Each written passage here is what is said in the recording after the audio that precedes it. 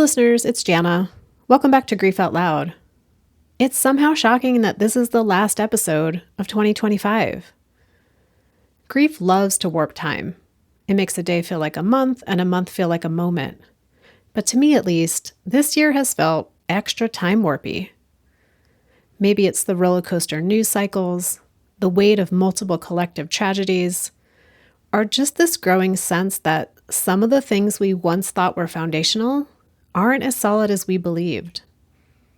In many ways, that's exactly what happens when grief barges into our lives and takes up residence. The warping and passing of time is part of what we are talking about in this episode. But before we get to that, I want to say thank you. I know I say it at the end of every episode, but be honest, if you're like me, you hit stop play as soon as the outro music starts.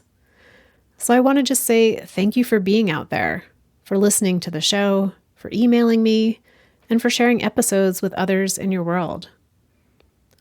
And thank you for making space for me to talk about my grief after my dog Captain died last December. It's wild how quickly and slowly a year can pass. I knew I wanted to talk with today's guest, Mackenzie Galloway-Cole, the moment I came across her Instagram account, Dead Wife Club. But it took me a while to work up the courage to send her a message. Once I did, I knew this conversation was meant to be the last one we put out in 2025.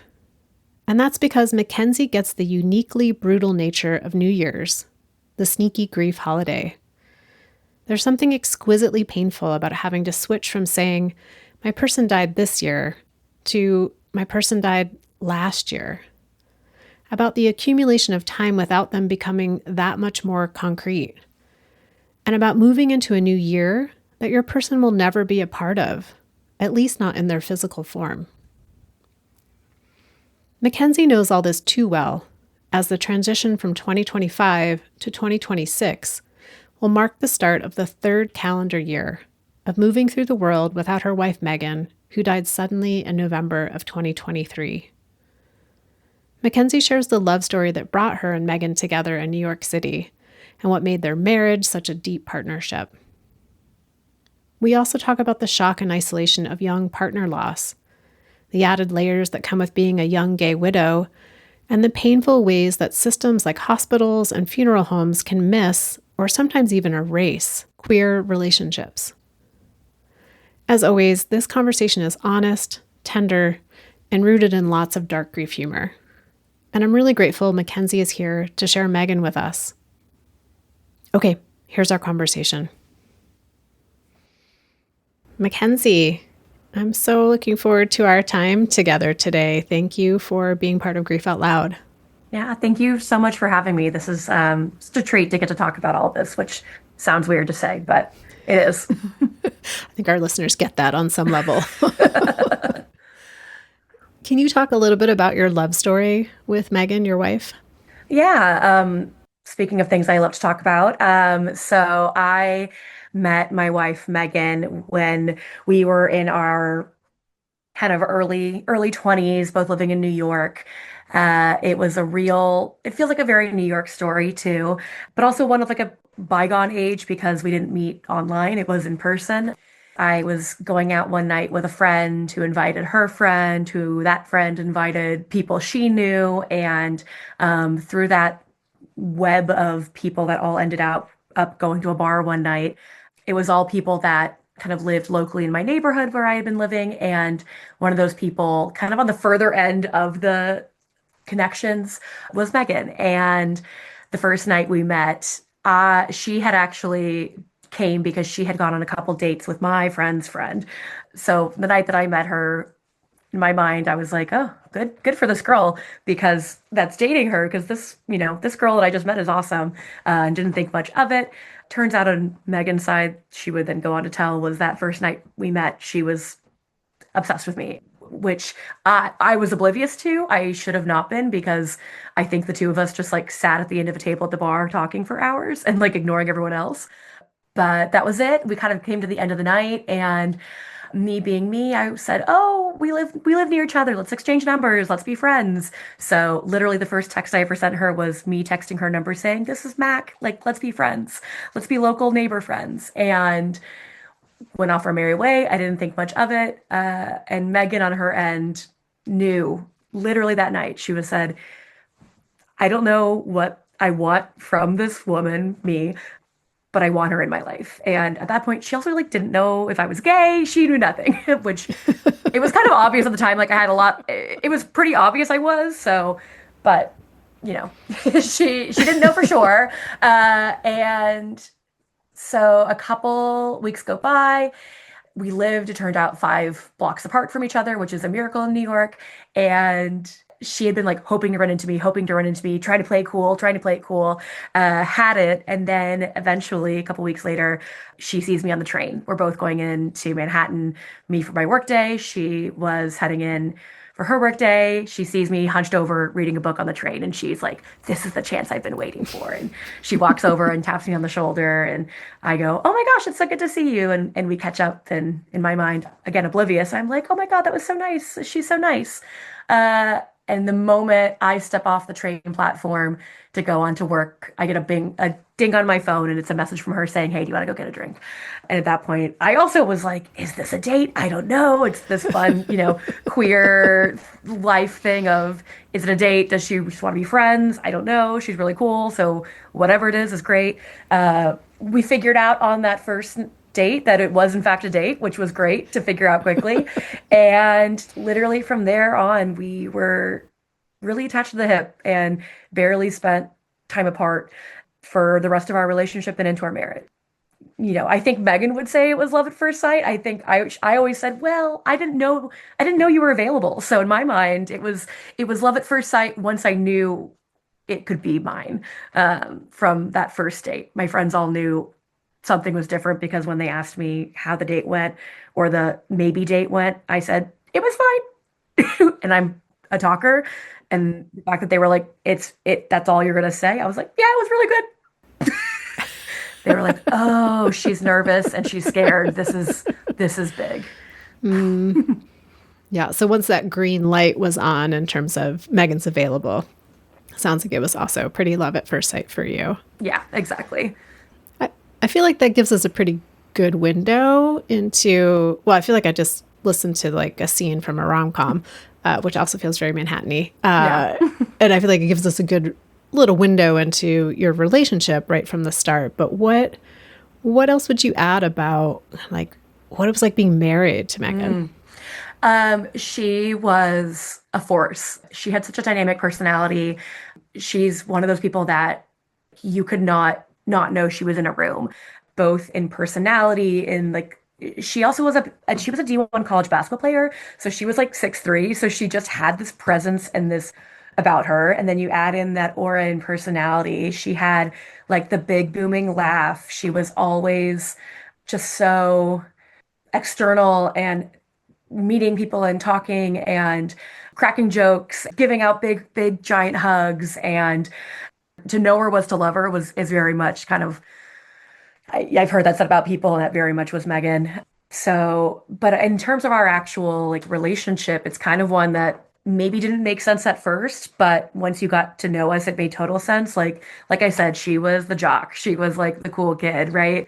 I was the nerd. I was the theater kid. Again, D1 college basketball player. And then she, when we met, was just starting law school.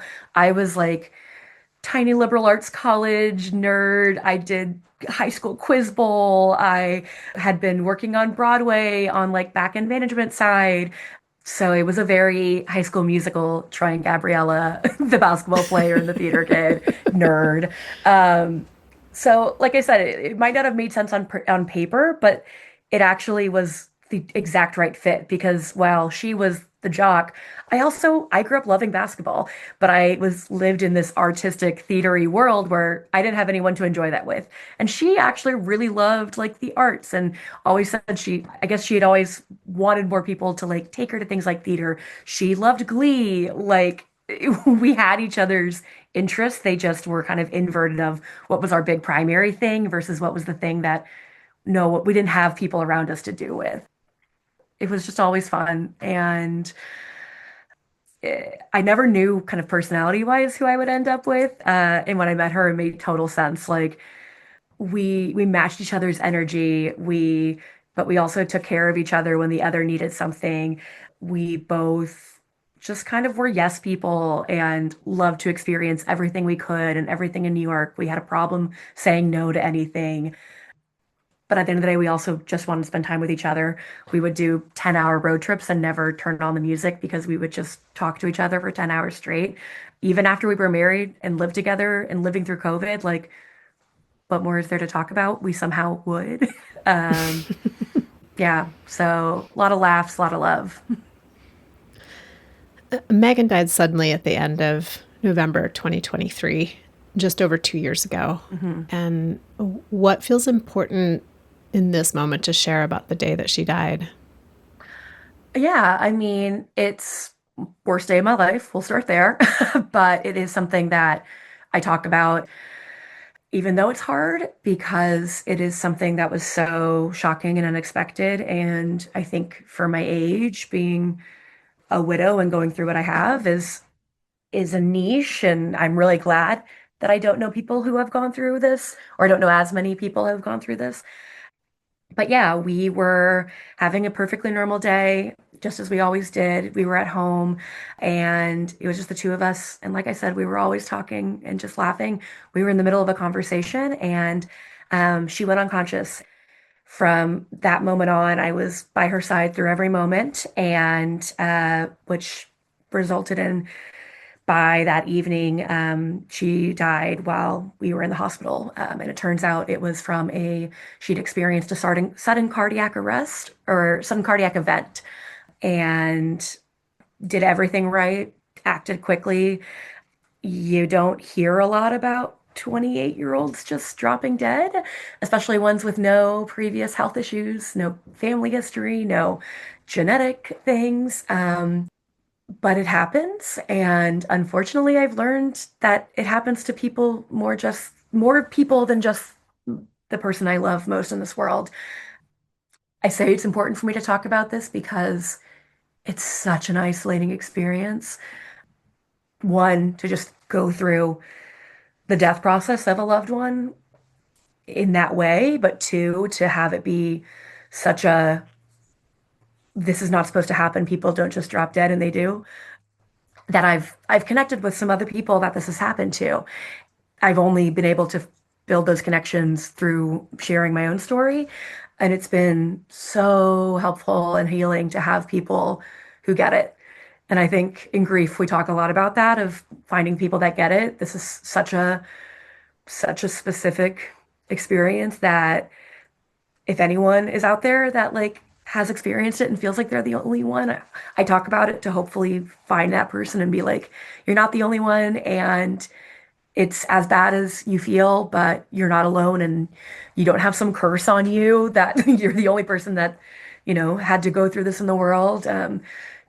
So yeah, Is that how it felt to you early on? Like somehow there was a curse on you or that? I would say less of, I didn't feel like I had a curse, but it certainly did feel like a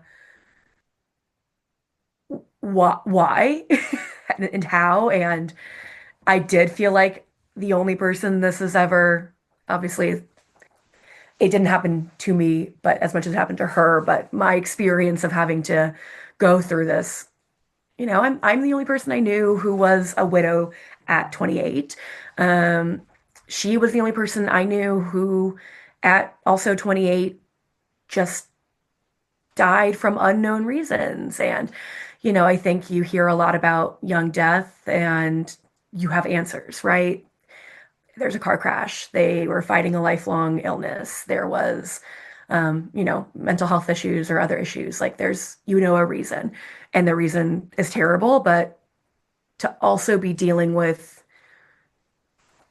the unknown on top of the shock and the trauma of that young death is just another like really fun layer to be navigating at a time when your brain does not work, to also be having to teach your brain to be okay, not okay, but to be able to wrap your brain around this unknown. is near impossible.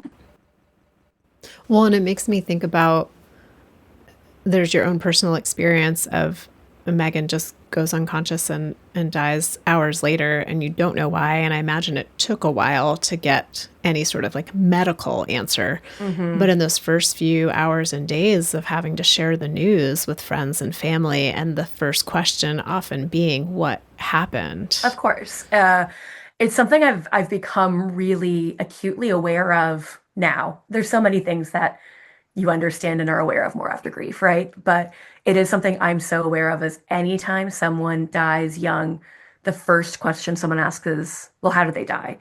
Which I think it's just interesting from a like humanity perspective of, well, why does that matter? Like, are you gonna does the level of sadness you're going to have like change based on that? Like, what is the purpose of that question? But I mean, obviously, it was asked a lot, and for me, it was something I was very open and talked about because I wanted to tell her story authentically, and I feel like that was a choice I made when this is such I feel like a 21st century problem. Like when I wrote the social media death post, like that's the thing we have to worry about. It's not just writing an obituary. It's like I got to announce on my Instagram that she's dead, but even with that, like I I wrote about it being sudden and unexpected. And the thing, and I don't think on that first post I said what it was because it was still such a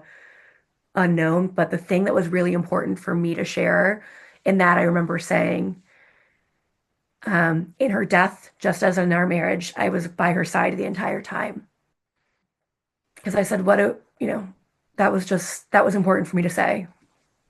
And then, a little bit more space from it, writing obituaries, we said what it was from of a sudden cardiac event, but there's a lot of questioning and a lot of people don't know how to process. And I'm like, same. I'm right there with you. Unfortunately, I just saw more of it. And something so important about the fact that you were able to be by her side for every moment of that. Yeah, no, absolutely. That was something I say all the time, it is the worst thing I've ever been through, but I am so grateful that I was there. I think my grief process, there would have been other layers that I didn't have to navigate if I had not been there. There would have been a lot of different what ifs if she had been alone, if she had been at work, if she had been out in public. There are a couple fewer what ifs because I was there the entire time. And I'm able to speak to how quickly I called, how quickly, the fire department showed up, how quickly everything moved. So that's an important part of the story is that I was there. Seems like it helps to not have to wrangle with the what ifs of preventability because you were there. 100%. There's still so many what ifs, right? Of did I miss something? No. One of the nice things about Megan is she wasn't secretive and she could not hide her emotions or feelings. Like she was such an open book. So those moments where you go, well, was she suffering and she didn't tell me? I very quickly can shush that brain down and say, no, absolutely not. When she had a cold, she was pathetic. Like I would have known if she was struggling because she would have been such a sad little puppy, right? Like, no, there's a lot of those what ifs I can say no to, which when you're navigating such an unknown, truly freak death, I take a lot of peace in those couple what ifs I don't have to worry about. They matter. They matter a lot. Yeah, it helps me listen. Those are the ones that help me sleep at night occasionally with what little sleep I get. Yeah, when you are sleeping. Yeah, exactly. Well, going back to this idea, like you were with Megan by her side, it seems like you two were at each other's sides for most of your relationship. And how would you describe those first kind of like hours and days and weeks without Megan physically by your side? Yeah. I mean, I was dealing with a lot. There's grief, there's trauma, there's shock, there's all of them at the same time. So those early days, it's near impossible to navigate which is which, and the cocktail of all of them together just knocked me out. And um, I'm so grateful for my family and my community who helped me just exist and truly survive. But specifically in that time of being without Megan, I felt my brain rewiring. And that rewiring it took a long time and it still is happening because you realize, especially when losing a partner or a spouse, how many of the smallest moments of your day, even if they are not next to you, they're part of. Um, the moments of needing to turn to her to ask her a question, to call her, to consider her, of, it's something as silly back to 21st century problems, like seeing a funny meme on Instagram and having the urge to send and going, they're dead. Can I still send it technically? Sure, but they're dead. And that even in the hardest moments, you realize too that for me, the one person that I wanted in the hardest moments of my life, that I wanted to go to for comfort, I wanted to go to for an opinion, I wanted to go to for help, was the person who was dead and the person that I was having to make these decisions about. That's just a spiral of the brain that it feels kind of like little fuses breaking constantly. And it feels like having to, in those early days, I had to constantly retell myself she's dead because the first few times you go through that cycle and you tell your brain you can't do that. The reason that you are trying to pick out and plan, you know, an urn is because, and you want to ask for advice for someone, that's the person that you're having to buy this for. Like, it doesn't stick. Your brain is so, or at least my brain, it was so blubbery that it would not keep that information. So it was a every moment a reminder and having to reshare that with myself. Yeah, that is, I think there's a lot of that for all types of loss, but especially like partner spouse loss, that is your go-to, that is your person that every single moment of your day looks different now. It takes a long time, and I still have moments. What's a recent moment where you went to try to plug the plug back in? Oh yeah, I still try to text her or call her all the time. Um, that's the go-to. We had one of our kind of routines was, so like I said, she at the beginning of our relationship, she had started law school. By the time she died, she was working and was an attorney. Um, but she did take a lunch for her mental health. She would try to get out of the office and go and sit in a park or go walk, or and she would always call me because I normally had no meetings around my lunchtime. So every lunchtime we would have a quick call, check in, talk. And then she would also always call me because I worked remotely, she worked in person. She would always call me when she was heading out the door to come home. So there have been moments where if something happens in the morning, my brain still occasionally thinks like, oh my God, you got to tell her that at lunch. And then you go, oh, well, I look around my house and see all the little kind of memorials to her, and I'm like, oh, right. Nope, can't call her and do that. Yeah, it's in those little moments, I think, because they're the big moments that you're sad they're not there for. You're so aware that they're not there for those moments. It's those tiny life moments that I think are easier to forget momentarily. Because you were like, oh, there was just this silly thing that happened. Let me tell her. Oh, right. Versus, yeah, I know she's not going to be at Christmas. This is a big, that's a big thing. I'm very aware of it. Um, the tiny moments catch me off guard. I mean, if we think about grief as a learning, You know, if you're in Yes. class for something, the syllabus tells you like this paper's due on this date and this project's due on this date. And those feel like those dates that are on the calendar, like a Mhm. holiday or a birthday or an anniversary date. And then there's just the things that pop up. You're like, oh, I got to run to, well, we don't go to the library anymore. But back in the day, we used to like run to the library. The library's closed. Or, you know, there's these little things that catch us in our learning. And it seems like that's what you're describing of those really intimate, personal day to day times. Yeah. You've talked about this a smidge already, but you're at this kind of unique intersection of being a widow, Hmm. being a very young widow, and then being a young gay widow. And I wonder what it's been like for you to be in this much smaller community of people Mm. who are grieving in the bigger scope of grief. Yeah.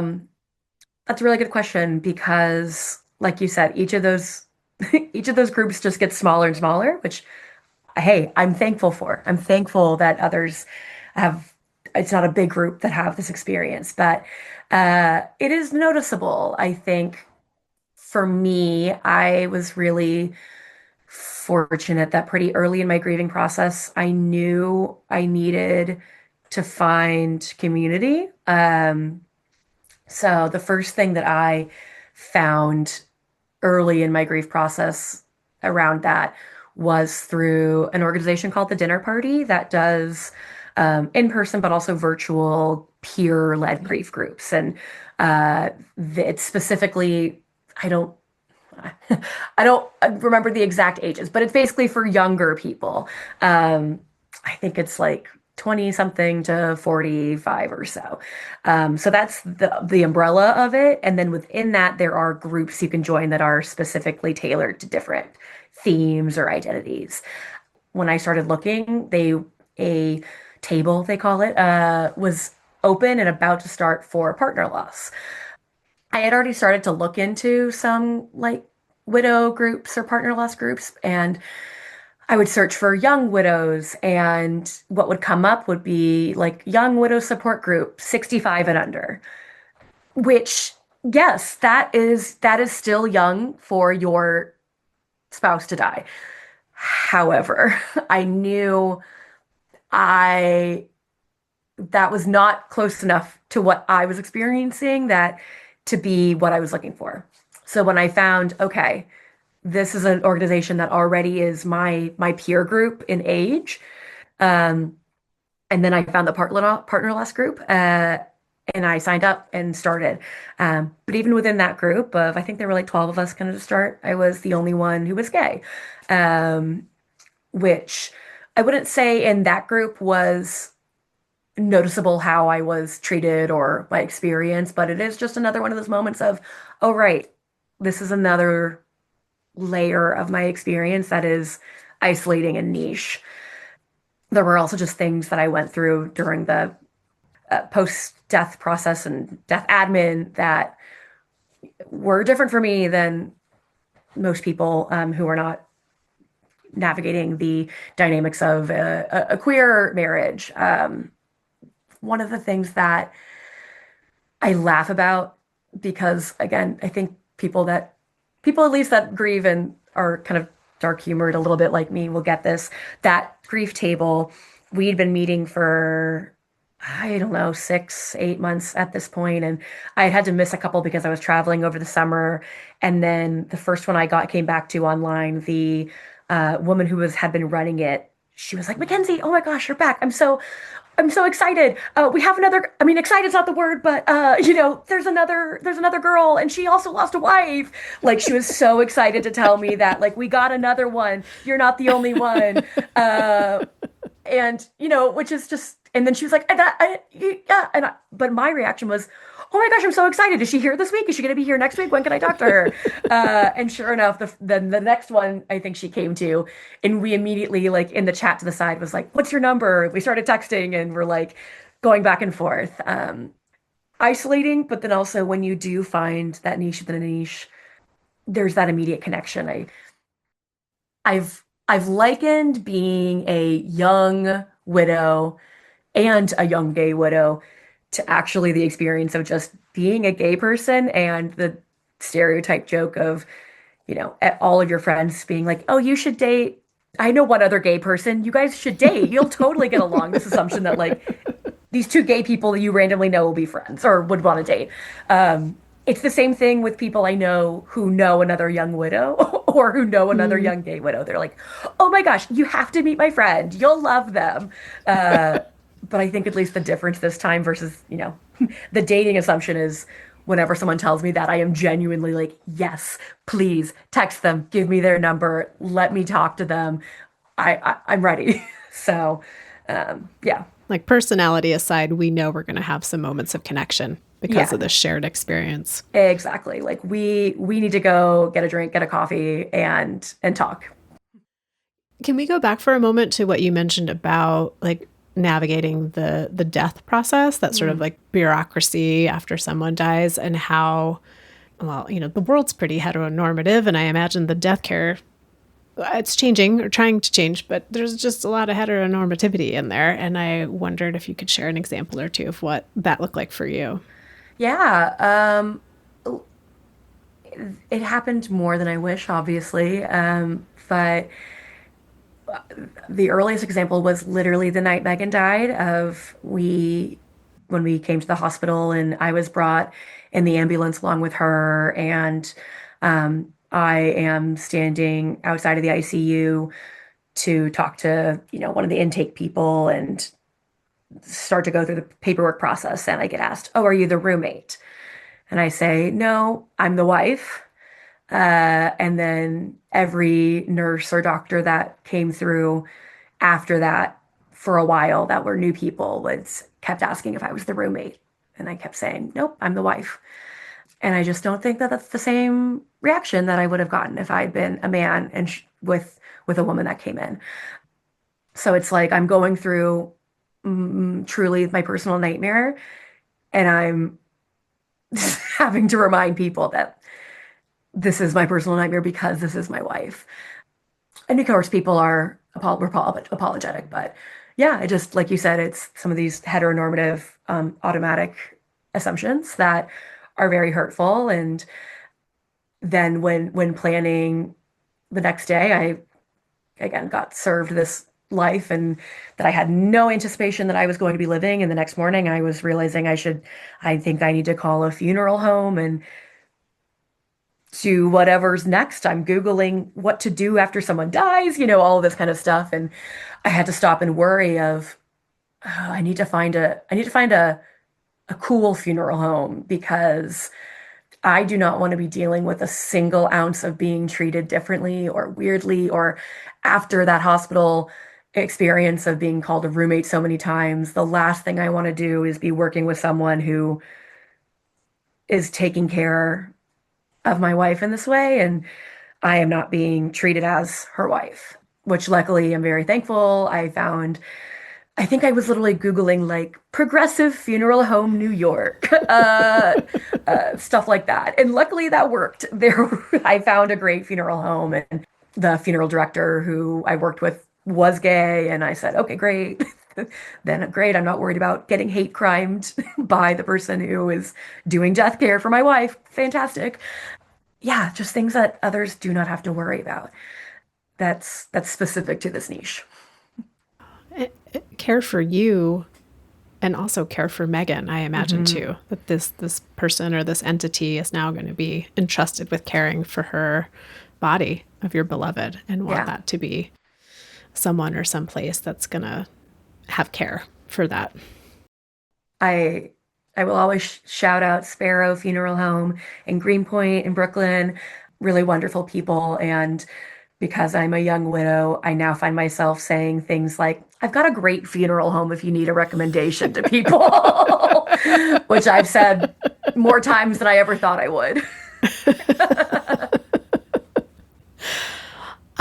I know we're going to talk about holidays because we're right now recording. We're just like days away from Christmas, and then New Year's is right after that. And I really want to talk about New Year's. But before we do that, I want to just ask, what do you think Megan would think of how you've been grieving? Ooh. Oh, that'll get me teary. The thing that has been leading my grief in every choice I make, um, is wanting to make her proud. And I think I have. One, because we were such idiots in love, I could be doing this all so badly and she would still be proud of me. But also, she was my number one cheerleader. And she believed in me more than I ever believed in myself. But I also learned a lot from her. I learned how to be strong. I learned how to ask for what I need and what I want and not put up with as much bull from people, from her. The way that I have been able to have any sort of strength in grieving is only because it was a learned trait from her, which I know she also wouldn't agree with me saying that. But that's, she's not here to tell me otherwise. I get to tell her it's all thanks to her. Um, so yeah, I think in the moments where I say something like, I don't know how I'm still doing it, I like can hear her voice being like, of course you are. Like, I knew you could do this. Duh. You're amazing. You can do anything. She always was the person who thought I could do anything in the world. She was in the middle of law school and she would say, you should have been the one in law school. I was like, no, absolutely not. She goes, yeah, you'd be better at this than me anyway. So I like to think she'd be really proud. Seems like the ways you've learned to care for yourself in grief are directly related to the ways that Megan cared for you. 100%. Because I also know if I didn't take care of myself, she would kick my butt. Like she would not be having it if I was not doing things to take care of myself. So I have her voice often. Like I'll do things when I don't want to do them because I'm like, yeah, yeah, I know, Megan. Like I hear you. She was the one that always, right? We were together during COVID. She was the one that was said, we got to get out. We're going to go for a walk. We got to get fresh air. We need to do this. And I would say, no, I don't want to. And she would say, you're doing it. Come on. And then we get out and I'm like, I love the outdoors. And she would just roll her eyes at me. And so she's still my motivator in everything. I know it's hard to talk about Christmas and New Year's in such a short period of time. Yeah, I don't know who planned the calendar to have, these major holiday family get-togethers back to back, but I have a Back lot to of back. notes. I have a lot of notes for whoever did this. This is going to be your third Christmas hmm and your third New Year since Megan died. And how is one question, how is this year feeling heading into the season? And second question is really specifically around New Year's, like how that holiday has, I call it kind of like the sneaky grief holiday and how it's been for you. Yeah. So I think to start how each of these has been different. Megan passed on November 17th in 2023. That year it was the week right before Thanksgiving. And so my firsts of like Thanksgiving, Christmas, New Year blur. Like I barely count those as firsts really because while I was technically experiencing and moving through them, I was numb and I was took everything to stay awake and it didn't feel like I was really doing those without her. It was just those were days I was doing without her, like every other day.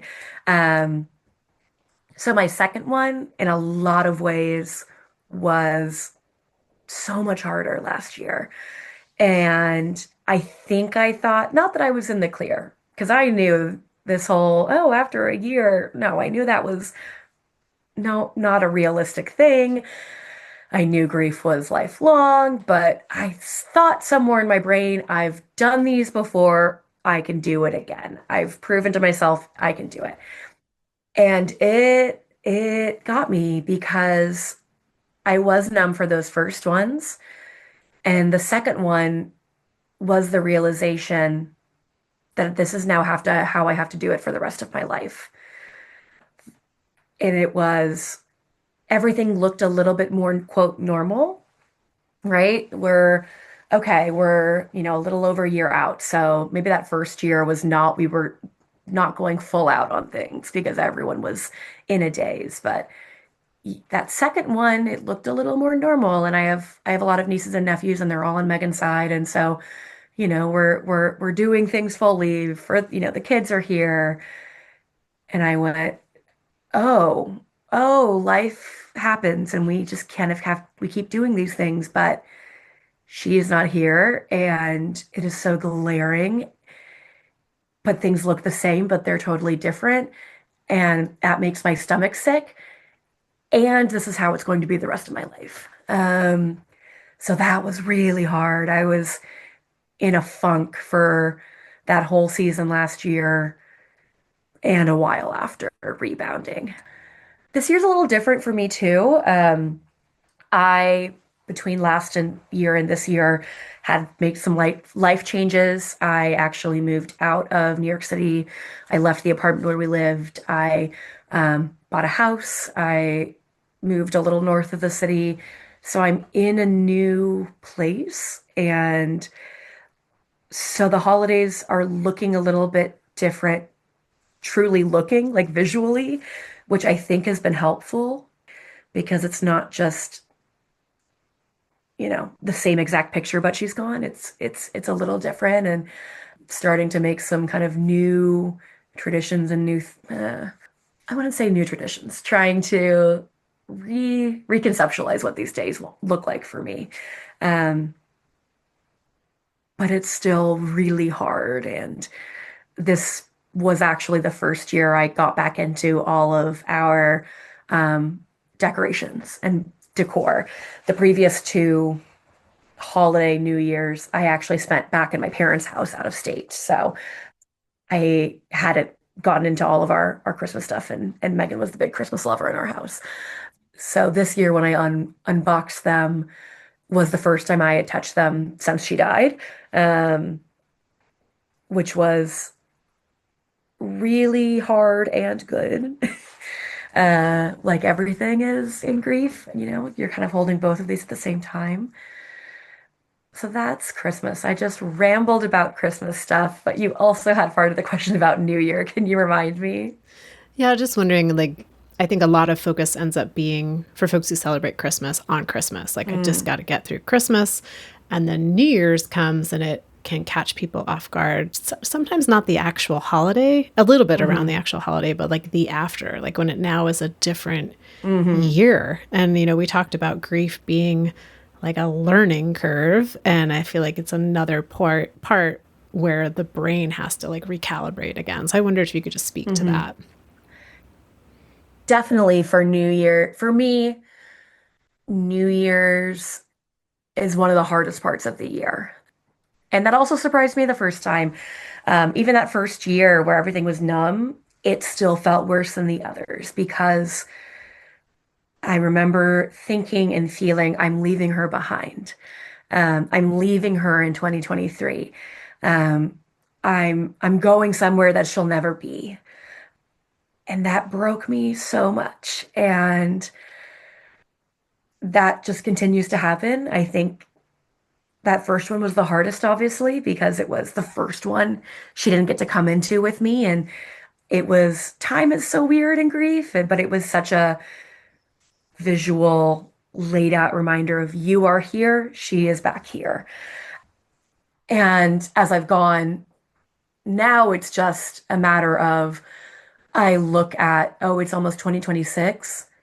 That's feeling so far from 2023 in a way that I don't love. I do not love. And also knowing that because of how time works, I will continue to only get further away and I'll never get closer, both because I can't go back and she can't come forward, is something that I've had to accept and deal with and cry a lot about. And but the most similar kind of comparison is also birthdays. Birthdays are really hard. I had a really similar reaction to when I this current year turned 30 because that's a decade she never got to get to. And she, 28, she died. And I'm getting further and further away from that age we both were. And I'm entering new phases that she's not in. But yeah, I think that kind of birthday feeling is so similar to that New Year's feeling. And it all revolves around how time passes and how we talk about time, and which is just something that all changed after experiencing grief. I definitely didn't think about it in these ways, and I didn't have to. Yeah, I think there's something about that accumulation of absence, or that accumulation of goneness, of how could it be like another year that they're not here, and also another year they're not going to experience. And I think that's another piece of grief that we don't always understand until we go through it, of the toggling. Sometimes it's not a toggle back and forth. Sometimes it's a convergence at the same time. But like what me as the person who's grieving is missing, and what the person who has died is missing.